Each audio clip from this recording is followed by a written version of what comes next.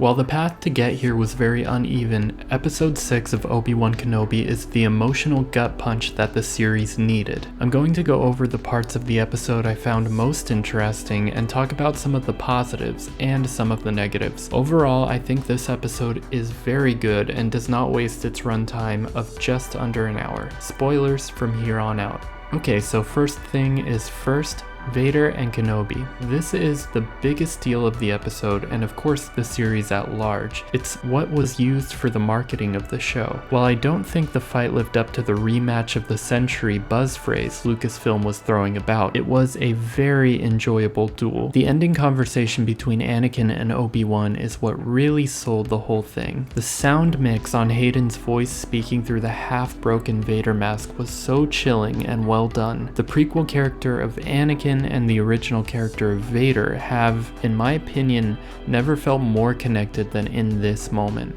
When he reveals his face, I was feeling the same sadness as Kenobi. This was an excellent acting moment for both Ewan and Hayden. For a moment you see how sad and broken this man really is. You see the tragic frailty of the man in the armor. Obi-Wan is nearly moved to tears by the sight of him and apologizes to him in one of the most heartfelt moments in all of Star Wars. Anakin says, "I'm not your failure, Obi-Wan. You didn't kill Anakin Skywalker. I did."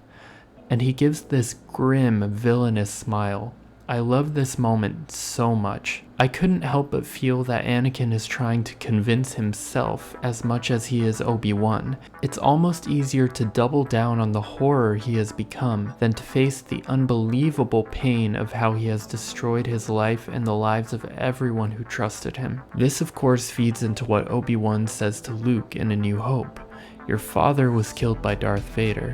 This was something that Vader declared himself. This really bridges the gap between the two movies. Obi-Wan's tearful apology is a very human reaction to the situation. He was too mad in revenge and had already overcome it by A New Hope. I feel more of a sense of closure between these two characters than before. I know there have been talks of season 2, which honestly I'm not too sure how I feel about based on the overall quality of the season. Reva and Luke. These parts weren't too interesting to me, although I did like that Owen and Beru had hidden blasters in case the Empire came around. Unfortunately though, they didn't have any fire extinguishers. Although I didn't love these scenes like I loved the Vader and Kenobi scenes, the pace was such that I never really felt bored.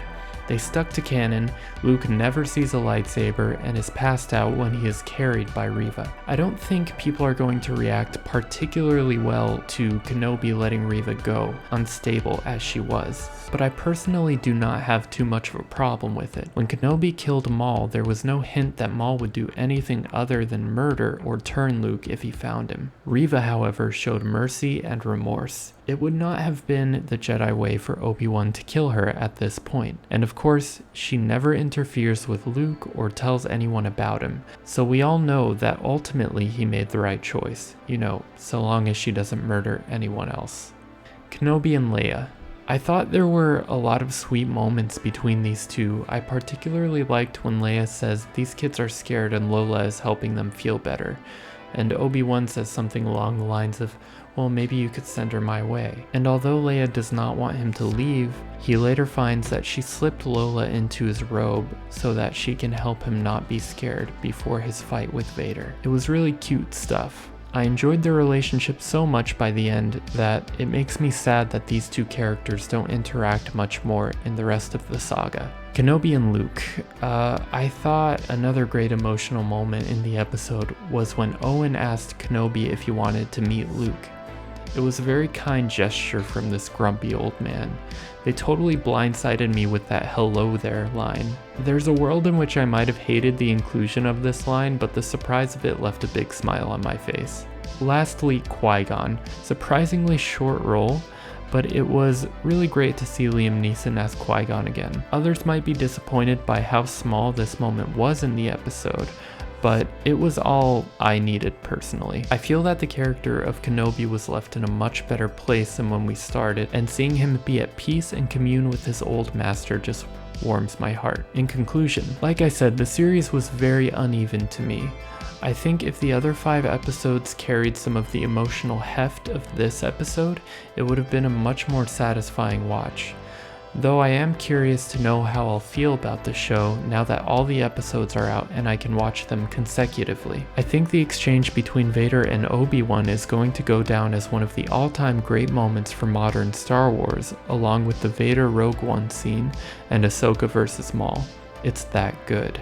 If we get a season 2, I think I would like a different director at the helm. While there was a lot I like here, I feel Deborah's style is too raw for a space opera like this. I think that these characters in particular have to be shot in a larger-than-life, cinematic way in order to utilize them to their full potential. There were parts of this that felt a little too TV. I know it's literally a TV show, but the promise of these Disney Plus shows is that they'd be movie quality, as they are in the same canon and meant to stand shoulder to shoulder with their movie counterparts. I think it's going to take much better writing to get me invested in Reva's story, should they choose to continue it. While I like the elements of her story, her being a youngling turned inquisitor out for vengeance, I feel her story as a whole never really came together in an interesting way. I really don't know where they go from here. My biggest takeaway is that I can't wait to see Hayden in more projects. I just loved that mask moment so much. I know he is confirmed for the upcoming Ahsoka series, so I'm seriously looking forward to that.